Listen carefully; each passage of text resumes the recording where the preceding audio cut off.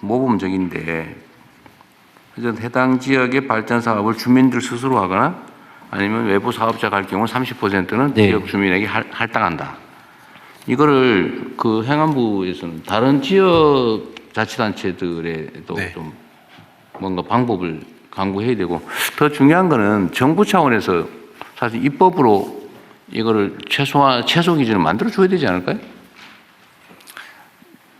지난번에 대통령 지시 주셔가지고 이 전기사업법에 일종의 이제 차등할 수 없는 규정을 뒀는데 그 부분을 해결하면서 이 특히 햇빛이나 바람 소득은 지자체 단위로 그러니까 그게 제일 바람직한데 네. 이 지자체장들도 능력이나 의지의 차이가 있고, 그리고 또 문제는 지방행정이 투명하고 공정하고 민주적이면 당연히 주민들한테 어떻게 이익을 더 많이 줄까 해서 이렇게 싸워서 막 확보하는 것도 있지만, 그게 이권 사업이 돼가지고 뒤에서 불법거리 하는 경우도 생긴단 말이에요.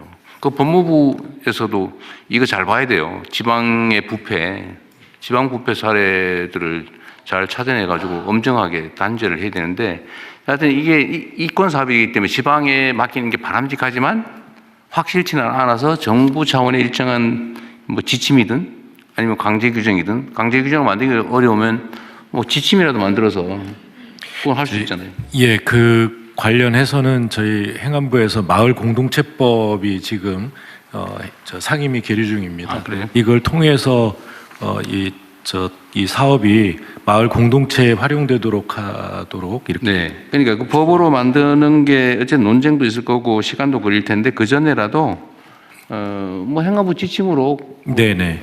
해서 권장할 수도 있잖아요. 네, 사회연대 경제 조직을 활성화시키는 네. 방법을 강구하고요. 그것도 속도를 좀 그래서 내주셨으면 좋겠어요. 올해 기후에너지부는 올해 안에 500개 정도의 에너지 올해 안에 햇빛 500개, 소득 그거 마을. 500개 가지고 누구 코에 붙입니까? 아니요, 그러니까요. 이게 앞으로 5년간 하겠다고 하니까요. 그리고 500개가 그 고정되어 있는 게 아니라 이게 이제 1메가와트 기준이거든요. 네. 이게 이제 그보다 작은 것이 있을 수 있어서 뭐 한 700개까지는 할 수 있지 않을까. 네. 아까 농식품부 신한은 예. 연말에 신한은 이거 햇빛연금 말고 농어촌 기본소득도 추가로 하는 거잖아요. 그 이후로 인구가 더 많이 늘었어요. 더 많이 늘었겠죠. 작년 연말에 지금 한 저희가 조사한 거에 늘었으니까 얼마 의하면 늘었어요? 그 2,957명이 늘었습니다. 3개월 사이. 3개월 사이에? 최근 기본소득 연말에? 발표 난 다음에 2,900명이면 몇 프로가 늘어난 거예요? 2,957%, 7.6% 늘어난 겁니다. 신안군 원래 인구가 38,930명이었습니다. 근데 그 전에는 사실은 마이너스 0.1% 감소되고 있었습니다. 직전 3개월 보면 전체로 보면. 근데 기본소득 선정되고 나서 2,957명이 늘었습니다. 7.6%. 그러니까 신한은 지금 현재 상태로도 이제 햇빛연금을 평균 50몇만을 받는데 기초형 기준금 아니지 농촌 기본소득을 예, 연 180만 원을 180만 받으면은 1인당 230만 원을 받는다는 얘기가 되잖아요. 이제 그건 계속 늘어날 거고. 근데 아마 햇빛소득 마을로, 그러니까 햇빛소득 받는 읍면이 전체가 다가 아니고 제한적인. 제한적인데 평균적으로는 50몇 만 원, 평균, 전체 평균 예, 50몇만 그렇습니다. 원이라니까 그것도 적은 돈은 아니죠 사실. 그럼요. 대통령이 아까 걱정하셨던 것 관련해서요. 결국은 햇볕소득 마을은 한전이 송전망에 붙여주는 게 있어야 그게 가능합니다. 근데 기존에는 어떻게 했냐면 먼저 신청하는 사람에게 우선권을 줬는데, 앞으로는 이거는 대규모 송전은 그게 가능한데요. 원전이나 화력이니까요. 이 햇빛소득은 우선 신청한다고 그것이 가장 효과적이라는 법이 없어서 일단 신청을 받고 신청받은 범위 내에서 여러 가지 요소들을 감안해서 그 접속을 해주는 걸로 한전의 접속 이 지침을 바꿀 예정으로 있습니다. 그렇게 하면 이 공동체성이나 이런 여러 가지 뭐랄까 특혜 소지가 있는 것들은 좀 걸러낼 수 있을 거로 보여집니다. 바꿀 예정이라는 말씀은 다음에는 바꿨다 이렇게 바꿨다고 보고하겠습니다. 보고하기 좀 빠르게 되기를 바랍니다. 네. 그리고 어쨌든 그 순위를 정할 때도 당연히 주민 공동체 우선, 또 주민 우선, 그다음에 사업자. 네. 대규모라면 그건 별도의 정책 판단의 문제고 아주 소규모 발전의 경우 그렇게 하는 게 맞겠죠, 그죠? 네, 그렇게 하겠습니다. 그리고 예를 들면 똑같은 조건이다, 민간 사업자다라고 할 경우에도 마을 주민 지분이 있는 건 우선.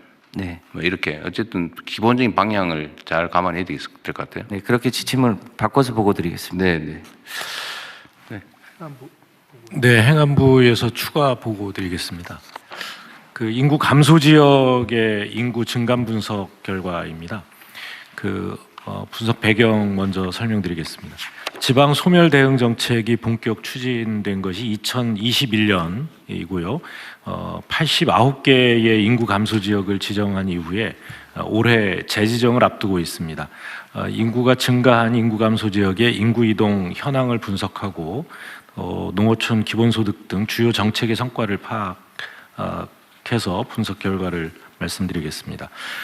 총괄적인 인구 동향 먼저 말씀드립니다. 21년 인구 감소 지역 지정 이후에 4년간 인구 감소 지역의 총 인구는 4.3% 감소했습니다만 이것은 같은 기간 국가 전체 인구가 1% 감소한 것과 비교하면 비교적 감소율이 높습니다. 다만 그래프에서 나타나다시피 지정 이전 4년간과 비교하면 감소 추세가 완화되었다는 것을 알 수 있습니다. 특히 2025년은 전년도 대비 변화율이 0.6%포인트 상승했습니다. 그만큼 감소 추세가 완화됐다는 말씀입니다. 이러한 인구 변화 흐름은 출생 사망에 따른 자연적 요인보다 전입 전출에 따른 사회적 요인에 따른 영향이 컸습니다. 인구 감소 지역은 높은 고령자 비율과 낮은 청년층 비율로 인해서 여전히 매년 약 1.1% 자연 감소하고 있습니다. 다만 사회적 요인으로 89개 인구 감소 지역 중에 76개 지역에서 지정 이후 순이동 수치가 개선됐고 특히 32개 지역은 인구가 유출되는 지역에서 유입되는 지역으로 전환되었습니다. 2025년은 농어촌 기본소득 시범 실시가 예고되는 등 영향으로 전년 대비 약 2만 명가량의 전입이 증가했습니다. 다음은 인구 증가 지역에 대한 분석입니다. 인구 감소 지역 지정 이후에 4년간 인구가 증가한 지역은 7개고요. 또 최근 1년간 1% 이상 증가한 지역은 14개입니다. 중복되는 지역을 제외하고 16개 지역을 분석했습니다. 전남 신안에 대해서는 농식품부와 기후부의 보고에서 익히 들으신 바 있습니다. 지난 1년간 9.7% 증가해서 가장 높게 나타났습니다. 인구 증가 지역은 크게 세 가지 유형으로 구분이 되는데요. 첫째는 감소 추세가 지속되다가 농어촌 기본소득 도입으로 반전된 사례입니다. 정선군과 장수군이 해당됩니다. 둘째는 중앙정부와 지방정부의 인구 감소 정책 추진으로 인구가 증가한 사례입니다. 영광군과 신안군 등입니다. 셋째는 산업단지, 택지개발 등 인구 감소 대응 정책 이외의 요인으로 증가한 사례인데요. 장성군과 예산군이 해당됩니다. 인구 감소 지역 중 인구가 늘어난 지역의 전입자 연령대는 20대와 50대 비중이 높았습니다. 특히 김제와 영광의 경우에는 20, 30대 유입이 두드러졌는데 결혼, 출산, 육아 그리고 청년 정책을 적극 추진한 결과로 추정됩니다. 인구 증가 지역으로 신규 전입한 사람들의 이전 거주 지역을 보면 거리가 가까운 인접 시군 또는 동일 시도 내에서 인구 이동 비율이 48%로 높게 나타났습니다. 다만 다른 인구 감소 지역에서 전입도 11% 있었습니다. 높지는 않습니다. 전입 사유는 직업, 가족 이미 보고받으셨는데요. 이런 순으로 나타나서 전국 전입 사유 중에 가장 많은 주택과 차이가 있습니다. 인구 증가 지역에서 타 지역으로의 전출은 인접 시군과 동일 시도 위주로 이루어졌으나 가장 비중이 높은 20대는 수도권에서 가장 많이 이동했습니다. 이들 인구 증가 지역의 주요 인구 정책을 보면 농어촌 기본소득 시범 사업은 이미 보고받으셨고요. 또 햇빛연금도 보고받으셨습니다. 그 이외에 김제, 영광, 순창의 경우에 출산지원금 지급 등으로 파격적인 결혼, 출산, 육아 또 청년 정책이 인구 반등에 영향을 미쳤습니다.